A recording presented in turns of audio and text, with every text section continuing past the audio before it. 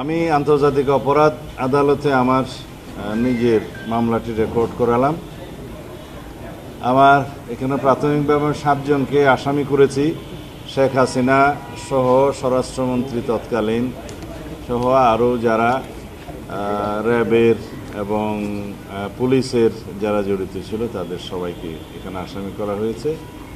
তবে আরও অন্যান্য অনেক আসামি ইনভেস্টিগেশন পর্যায়ে বেরোবে, যেগুলো আমার পক্ষে এখনও আইডেন্টিফাইড করা সম্ভব হয়নি।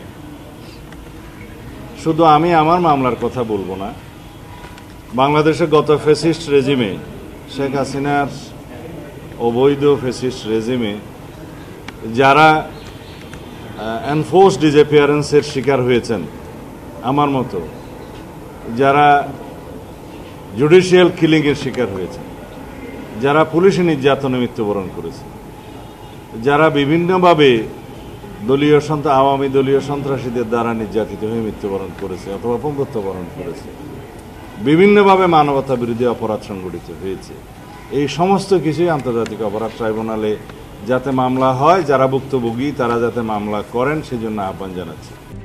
RICL TMX, যুগের পর যুগ স্থাপনা থাকে মজবুত।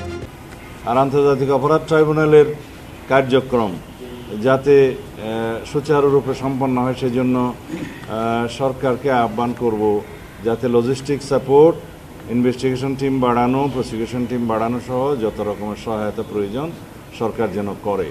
আমাদের পক্ষ থেকে আমরা যতটুকু সহায়তা আমাদের জন্য আমাদের ক্ষেত্রে প্রযোজ্য তা আমরা সহায়তা করব। তবে বিচার বিভাগ স্বাধীন এবং স্বাধীন বিচার বিভাগের মধ্য দিয়ে আমরা আশা করি এই বিচারিক প্রক্রিয়া চালু থাকবে এবং আন্তর্জাতিক মহল আর দেশের অভ্যন্তরে সবাই যেন এটা দেখতে পায় যে একটা সুবিচার নিশ্চিত হচ্ছে, এখানে কোনো পক্ষপাত করা হচ্ছে না। এটা আমাদের খেয়াল রাখতে হবে। যেভাবে ওপেন কোর্ট ট্রায়ালটা মানুষ সরাসরি দেখতে পাচ্ছে, এটা আমাদের দেশের জন্য একটা নজির স্থাপন করেছে।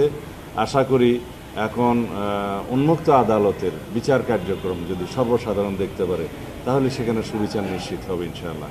এই কার্যক্রম যেন আমরা সর্বক্ষেত্রে প্রচলন করতে পারি সেটার জন্য প্রচেষ্টা নেওয়া হবে। আমি আসলে নিজের জন্য আলাদাভাবে কোনো সময় বের করতে পারিনি এতদিন। আর তথ্য উপাত্ত সংগ্রহ করা এবং আইনজীবীদের সাথে আলাপ করে একটা খুব ভালো মতো ড্রাফট রেডি করে জমা দেয়া, যাতে করে এই মামলাটা আমরা প্রমাণ করতে পারি, সেটার জন্য একটু সময় লাগে। তারপরেও আমি কিছুদিন বিলম্ব হয়েছে, সেজন্য এটার জন্য দুঃখ প্রকাশ করছি। আমি জানি যে এই বিলম্বের জন্য আমাকে জিজ্ঞেস করা হবে।